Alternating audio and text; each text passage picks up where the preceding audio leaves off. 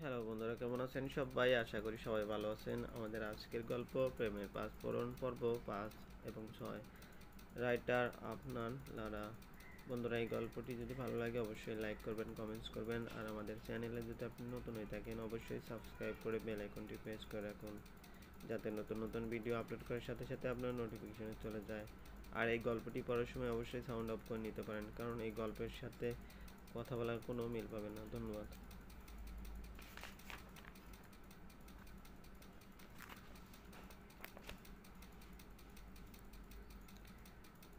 আমাদের আজকের আলোচনার বিষয় প্রামাণ্য পদ্ধতির সংজ্ঞা। সামাজিক গবেষণায় ব্যবহৃত প্রামাণ্য পদ্ধতির সুবিধা ও অসুবিধাগুলো আলোচনা।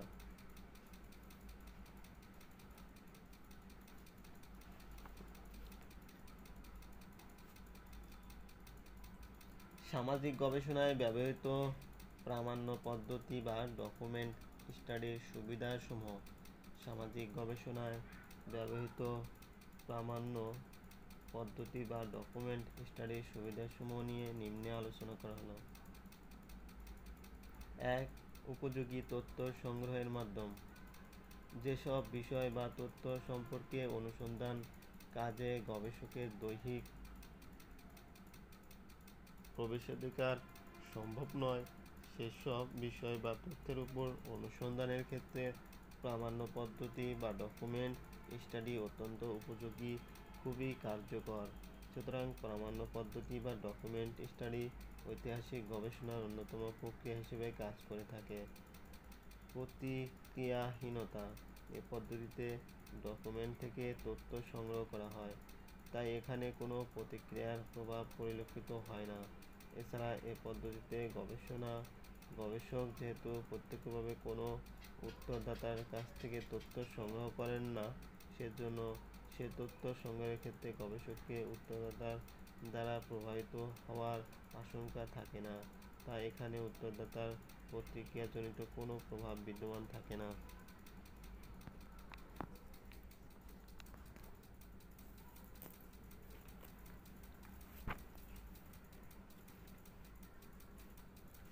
দীর্ঘ সময়ব্যাপী বিশ্লেষণ।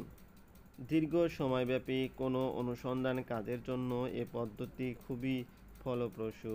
যেমন 2006 সালে যদি কোনো গবেষক বিগত 50 বছরে বাঙালিদের প্রতি পাকিস্তানিদের মনোভাব সম্পর্কে অনুসন্ধান করতে চান, এক্ষেত্রে ডকুমেন্ট স্টাডি একটি ফলদায়ক পদ্ধতি হিসেবে কাজ করবে। নমুনা আকার।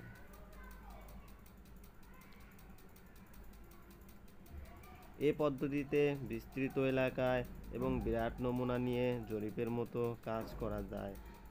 যেমন কোনো গবেষক যদি সমগ্র বাংলাদেশে কোনো একটি বিষয়ে গবেষণা করতে চান, তাহলে তা এ পদ্ধতিতে করা সম্ভব। স্বতঃস্ফূর্তভাবে প্রত্যক্ষ পর্যবেক্ষণের মতো ডকুমেন্ট স্টাডি পদ্ধতিতে স্বতঃস্ফূর্ততা, প্রাথমিক তৎপরতা বা অনুভূতি ধারণ করা হয়। স্বীকারোক্তি। প্রশ্নপত্রের মাধ্যমে ব্যক্তির অনেক সঠিক তথ্য জানা সম্ভব হয় না, কিন্তু রোজনামচা, আত্মচরিত্র, আত্মপ্রকাশ ইত্যাদিতে ব্যক্তি সত্য ঘটনাটি সম্পর্কে স্বীকারোক্তি করে যান। তুলনামূলকভাবে কম খরচ ও কম সময় সাপেক্ষ। ডকুমেন্ট স্টাডি সাধারণত তুলনামূলকভাবে কম খরচে এবং অল্প সময়ে সম্পন্ন করা যায়। এক্ষেত্রে অপেক্ষাকৃত কম লোকবল দরকার হয়।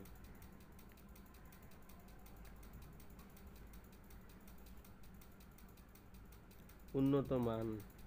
কিছু কিছু ডকুমেন্ট অত্যন্ত নির্ভরযোগ্য, যেমন লোক গণনা রিপোর্ট, আন্তর্জাতিক খ্যাতিসম্পন্ন কলামিস্টের লেখা প্রভৃতি। এসব ডকুমেন্ট নিয়ে পরিচালিত সমীক্ষা স্বাভাবিকভাবেই উন্নত মানের হয়ে থাকে। অনুকল্প গঠন ও তুলনা। উপস্থিত ডকুমেন্ট সামাজিক গবেষণার অনুকল্প গঠনে তাত্ত্বিক ভিত্তি হিসেবে কাজ করে। আবার বিভিন্ন সামাজিক অবস্থার তুলনামূলক সমীক্ষার ক্ষেত্রে গুরুত্বপূর্ণ তথ্যাদি সরবরাহ করে। গোপনীয়তা রক্ষা, উত্তরদাতার কাছ থেকে প্রত্যক্ষ তথ্য সংগ্রহ করার চেয়ে ডকুমেন্ট ব্যবহারে যাবতীয় গোপনীয়তা রক্ষা সুবিধাজনক। ডকুমেন্ট স্টাডিতে যাদের সম্পর্কে তথ্য সংগ্রহ করা হয় তাদের কাছ থেকে সরাসরি তথ্য সংগ্রহ করা হয় না, বিধায় যে বিষয়ে তথ্য সংগ্রহ করা হয় সে বিষয়ে গোপনীয়তা রক্ষা করা সম্ভব হয়। সামাজিক গবেষণায় ব্যবহৃত গ্রামীণ প্রামাণ্য পদ্ধতি বা ডকুমেন্ট স্টাডির অসুবিধাসমূহ। সামাজিক গবেষণায় ব্যবহৃত প্রামাণ্য পদ্ধতি বা ডকুমেন্ট স্টাডির অসুবিধাসমূহ নিম্নে আলোচনা করা হলো। পক্ষপাত, যেহেতু অধিকাংশ ডকুমেন্ট সংরক্ষিত হওয়ার পেছনে যে কোনো লক্ষ্যগত কারণ থাকে, সেজন্য এখানে বিভিন্ন ধরনের পক্ষপাত লক্ষ্য করা যায়। অনেক আত্মচরিত ও রোজনামচায় ভুল তথ্য উপস্থাপন করা হয়। আবার অনেক উন্নতমানের ডকুমেন্ট আর্থিক সুবিধা লাভের আশায় প্রণয়ন করা হয়। এক্ষেত্রেও তথ্য ভ্রান্তি ও পক্ষপাতদুষ্ট হওয়া স্বাভাবিক। ক্ষণস্থায়িত্ব, অনেক ডকুমেন্ট যেমন প্রাচীন পুঁথি, জীবনচরিত, চিঠিপত্র ইত্যাদি এমনভাবে লিপিবদ্ধ করা হয় যা দীর্ঘমেয়াদে সংরক্ষণ করা খুবই কঠিন ব্যাপার। সংরক্ষণের অভাবে ডকুমেন্ট ব্যবহারের অনুপযোগী হয়ে পড়ে। এর ফলে ব্যবহারে অনুপযোগী ডকুমেন্ট প্রাসঙ্গিক ও প্রয়োজনীয় অনেক তথ্যই পাওয়া যায় না। অসম্পূর্ণতা, নিজস্ব বিশেষ কোনো উদ্দেশ্য বা প্রয়োজনের পরিপ্রেক্ষিতে ডকুমেন্ট রচিত হয়, বর্তমান গবেষণার উদ্দেশ্য অর্জনের জন্য নয়। তাই ব্যবহৃত ডকুমেন্টের অনেক অংশেই বর্তমান গবেষকের কাছে অসম্পূর্ণ অথবা অপ্রাসঙ্গিক বলে মনে হয়। দুষ্প্রাপ্যতা, এমন কিছু প্রয়োজনীয় তথ্য গবেষণার দরকার হয় যার উপস্থিতি কোনো ডকুমেন্টে পাওয়া সম্ভব নয়। হয়তো ওই তথ্য কোনো ডকুমেন্টে সংরক্ষণ করা হয়নি, অথবা করা হলেও তা নষ্ট বা ধ্বংস হয়ে গেছে। নমুনায়নত্বগত সমস্যা, শিক্ষিত মানুষই ডকুমেন্ট প্রণয়ন ও গঠন করতে পারে, কিন্তু যে সমাজের উল্লেখযোগ্য অংশ নিরক্ষর সেখানে ডকুমেন্ট স্টাডির ক্ষেত্রে নমুনায়নগত অসুবিধা লক্ষ্য করা যায়। ভাষাগত আচরণের সীমাবদ্ধতা, ডকুমেন্ট সাধারণত মানুষের ভাষাগত আচরণের ক্ষেত্রে সীমাবদ্ধ থাকে। এসব আচরণ অন্যান্য আচরণ সম্পর্কে প্রত্যক্ষ কোনো তথ্য প্রদান করতে পারে না। তাছাড়া যেহেতু গবেষক পর্যবেক্ষণ, সাক্ষাৎকার ইত্যাদির মতো উত্তরদাতার সামনে উপস্থিত হতে পারেন না, তাই উত্তরদাতার ভাষা ব্যতীত অন্যান্য আচরণ প্রত্যক্ষ করতে পারেন না। মানসম্মত ছকের অভাব, ডকুমেন্ট নানা প্রকার হয়ে থাকে। অধিকাংশ ডকুমেন্টই মানসম্মত ছক অনুসরণ করে রচিত হয় না।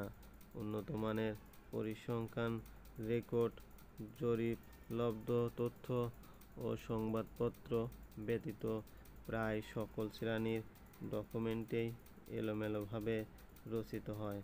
ফলে এগুলোকে নির্দিষ্টভাবে শ্রেণীভুক্ত করা ও তুলনা করা খুবই দুঃসাধ্য ব্যাপার। সাংকেতিককরণ সমস্যা, ডকুমেন্টের অধিকাংশই বর্ণনাত্মক, যেখানে উপযুক্ত মান বজায় থাকে না। তাছাড়া ডকুমেন্ট সাধারণত সংখ্যার পরিবর্তে আক্ষরিক অর্থে বেশি প্রণীত হয়ে থাকে। তাই এখানে সংখ্যায়ন করা অত্যন্ত কষ্টসাধ্য এবং এর ফলশ্রুতিতে সাংকেতিককরণও দুরূহ ব্যাপার। সময়গত তুলনা, ডকুমেন্ট স্টাডি দীর্ঘ সময়ের পার্থক্য কেবল তুলে ধরতে পারে, কিন্তু এক্ষেত্রে অন্যান্য পরিবর্তনের প্রেক্ষাপট বিবেচনা করতে পারে না। তাছাড়া ডকুমেন্টের ক্ষেত্রে অনেক সময় সময়গত তুলনা করা গেলেও তার সাথে সব প্রাথমিক বিশ্লেষণ থাকে না বিধায় তা সুন্দরভাবে ব্যবহার করা যায় না। উপরিউক্ত আলোচনার পরিপ্রেক্ষিতে বলা যায় যে ডকুমেন্ট স্টাডি বা প্রামাণ্য পদ্ধতি যে কোনো সামাজিক ঘটনা বিশ্লেষণের সঠিক তথ্য আনয়নে সহায়তা করে। এই পদ্ধতির মাধ্যমে সঠিক ও নির্ভুল তথ্য সংরক্ষণ করা যায়। তবে সমাজ গবেষণার তথ্য সংগ্রহের কৌশল হিসেবে এই পদ্ধতির যেমন কতিপয় সুবিধা রয়েছে, তেমনি কিছু অসুবিধাও রয়েছে। সুতরাং এই পদ্ধতির সাফল্য যেহেতু ডকুমেন্টের কার্যকারিতার উপর নির্ভর করে, তাই সবার উচিত ভবিষ্যতে গবেষণার প্রয়োজনে এই পদ্ধতির সাফল্য ডকুমেন্ট যত্ন সহকারে সংরক্ষণ করা। কেননা সমাজ গবেষণার তথ্য সংগ্রহের কৌশল হিসেবে এই পদ্ধতির যথেষ্ট গুরুত্ব রয়েছে।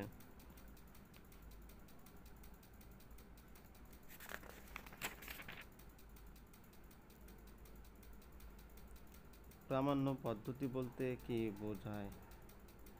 যে কোনো কাজ বা গবেষণা করার জন্য কোনো নির্দিষ্ট পদ্ধতি অবলম্বন করে কাজটি সুচারুভাবে সম্পন্ন করা যায়। সমাজবিজ্ঞানীগণ বিভিন্ন পদ্ধতি অবলম্বন করে তাদের গবেষণা পরিচালনা করে থাকেন। সমাজবিজ্ঞানের গবেষণার কাজ পরিচালিত হয় একটি বিষয়কে কেন্দ্র করে। সেই বিষয় সম্পর্কে তথ্য সংরক্ষণ করা, বিচার বিশ্লেষণ করা সমাজ গবেষকদের কাজ। সামাজিক গবেষণায় প্রধান পদ্ধতিগুলোর মধ্যে প্রামাণ্য পদ্ধতি একটি বিশেষ স্থান অধিকার করে আছে।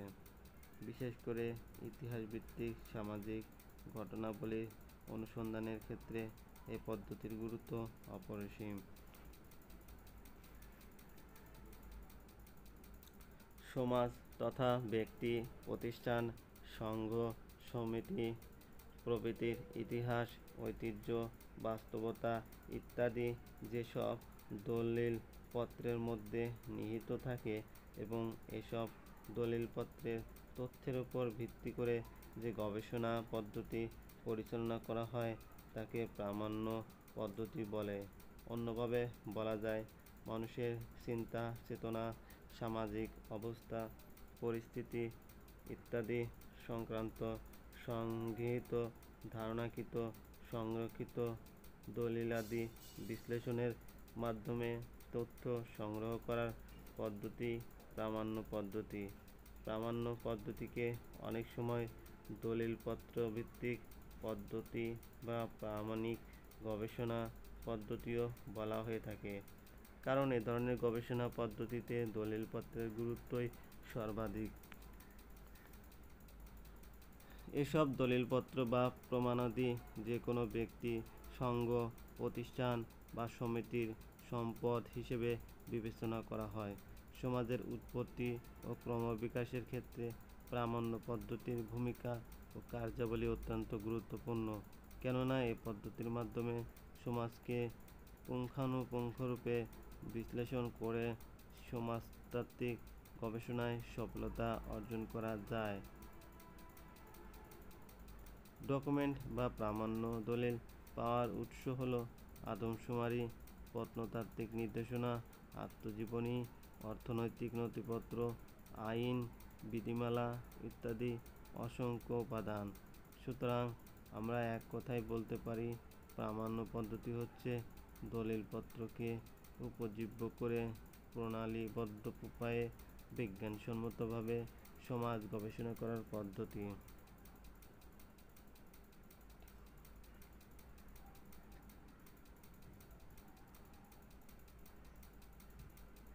প্রামাণ্য পদ্ধতি বা ডকুমেন্ট স্টাডির উৎস দুটি: প্রত্যক্ষ বা প্রাথমিক উৎস এবং পরোক্ষ বা গৌণ উৎস। নিম্নে এ সম্পর্কে আলোচনা করা হলো।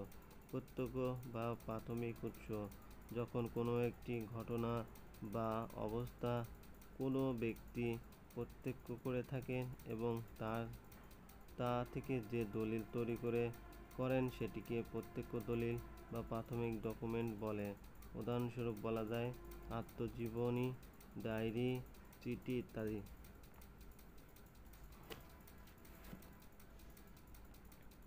পরোক্ষ বা গৌণ উৎস, যে তথ্য অন্যের সংগৃহীত অথবা যে তথ্য সম্পর্কে পাঠ করে গবেষক অবহিত হন সে ধরনের তথ্যের উৎসকে পরোক্ষ উৎস বলে। সমাজ গবেষণার ক্ষেত্রে পরোক্ষভাবে তথ্যের উপর নির্ভরশীল হতে হয়। উদাহরণস্বরূপ বলা যায় যারা বাংলাদেশের মুক্তিযুদ্ধ দেখেনি অথচ তারা মুক্তিযুদ্ধ সম্পর্কে জানতে চায়, তাদের কেবল পরোক্ষ উৎসের উপর নির্ভর করতে হয়। এই গৌণ উৎসের মধ্যে সবচেয়ে উল্লেখযোগ্য হল জীবনী, অন্যের সংগৃহীত তথ্য ইত্যাদি। উপরিক্ত সংজ্ঞা ও উৎসের আলোকে বলা যায় যে পদ্ধতিতে কোনো ক্ষেত্র থেকে প্রমাণাদির সাহায্যে তথ্য সংগ্রহ ও গবেষণা করা হয় তাকে প্রামাণ্য পদ্ধতি বলে।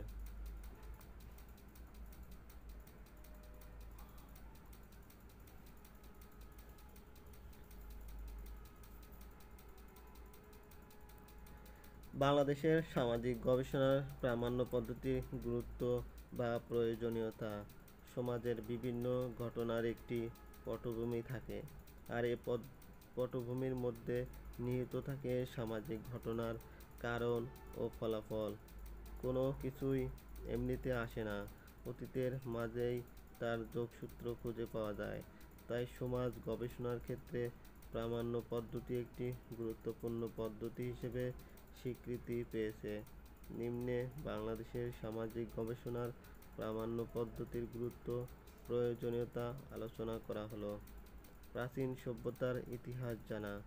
প্রামাণ্য পদ্ধতির মাধ্যমে বাংলাদেশের প্রাচীন সভ্যতার ইতিহাস সঠিকভাবে জানা যায়।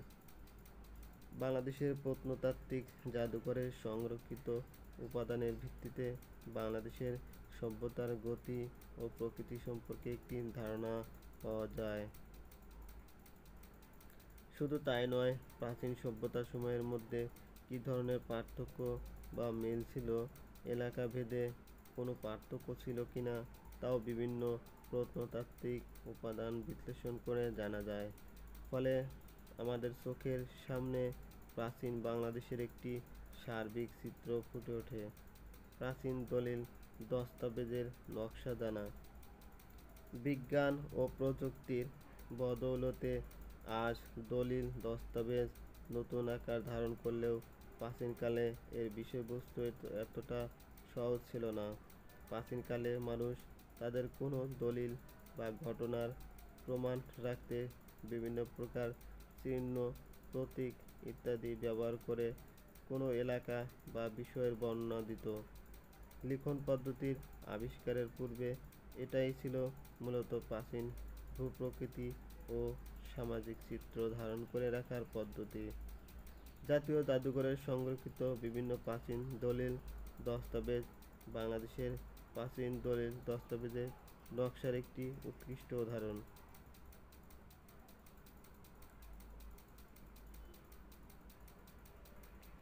প্রাচীন সভ্যতার গতি প্রকৃতি জানা।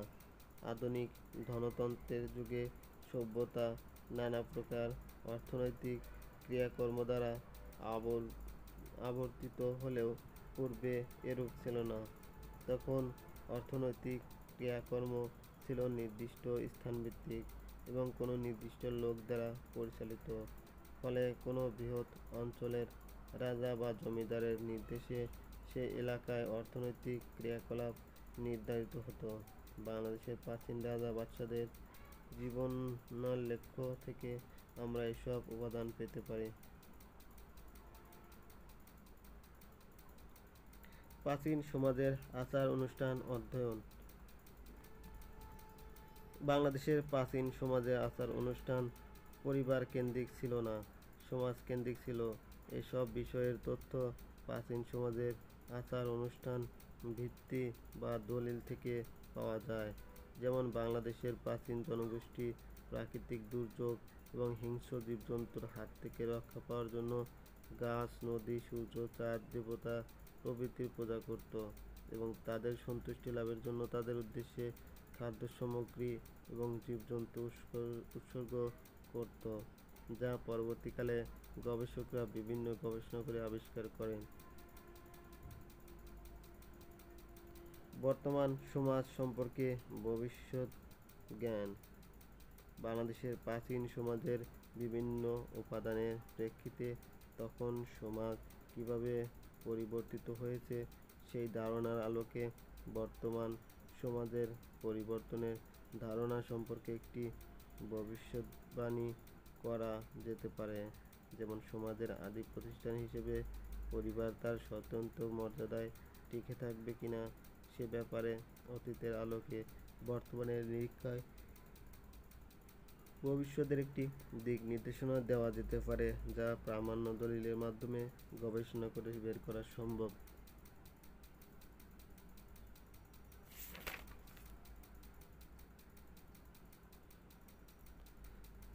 দুষ্প্রাপ্য বিষয়ের উপাদান সংগ্রহ। কোনো সমাজ গবেষক যদি বাংলাদেশের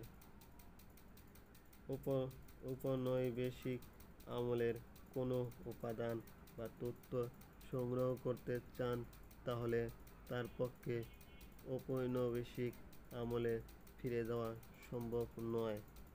তাকে সেই আমলের সংরক্ষিত দলিল থেকে তার গবেষণার উপাদান সংগ্রহ করতে হবে। বাংলাদেশ দীর্ঘদিন ঔপনিবেশিক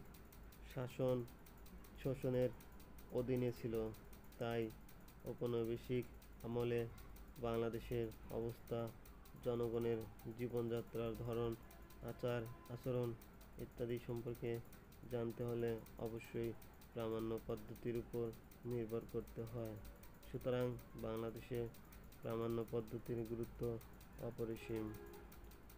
পরিশেষে বলা যায় যে বাংলাদেশের সমাজের মতো পৃথিবীর বিভিন্ন প্রাচীন সমাজের উপাদান সংগ্রহ করতে হলে প্রামাণ্য পদ্ধতির কোনো বিকল্প নেই। কারণ কোনো দেশের প্রাচীন সমাজের উপাদান জানতে হলে অতীতে ফিরে যাওয়া সম্ভব নয়, বরং অতীতের সংগৃহীত তথ্য থেকে তা জানা সম্ভব। আর এর জন্যই প্রামাণ্য পদ্ধতির গুরুত্ব অনস্বীকার্য।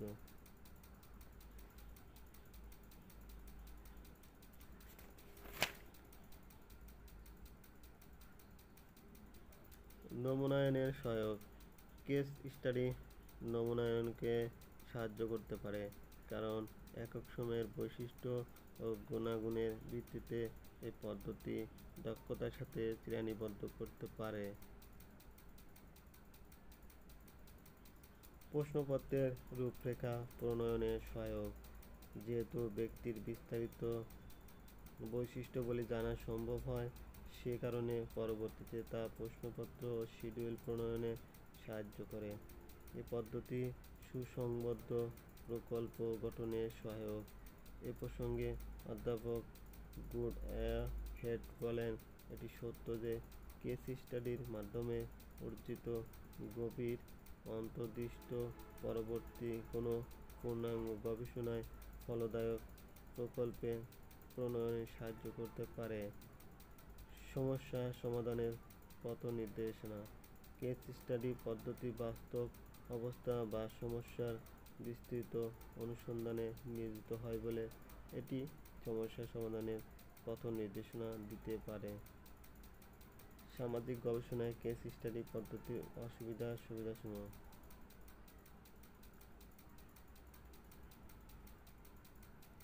কেস স্টাডি পদ্ধতির যেমন সুবিধা রয়েছে তেমনি অসুবিধাও রয়েছে। নিম্নে সামাজিক গবেষণায় কেস স্টাডি পদ্ধতির অসুবিধাসমূহ সীমাবদ্ধতা আলোচনা করা হলো। অপ্রাসঙ্গিক ও পক্ষপাতদুষ্ট তথ্য সংগ্রহ।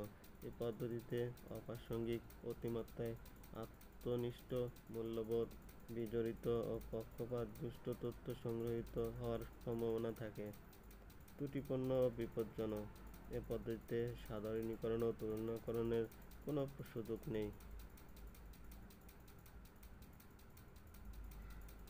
নেই বলে এটি ত্রুটিপূর্ণ ও বিপজ্জনক। ভ্রান্ত প্রত্যয়ের সম্ভাবনা। বৈজ্ঞানিক পদ্ধতি অনুসরণের সুযোগ কম বিধায় এ পদ্ধতিতে প্রাপ্ত সিদ্ধান্ত সম্পর্কে গবেষকের ভ্রান্ত প্রত্যয় লক্ষ্য করা যায়। গবেষণা ফলাফলের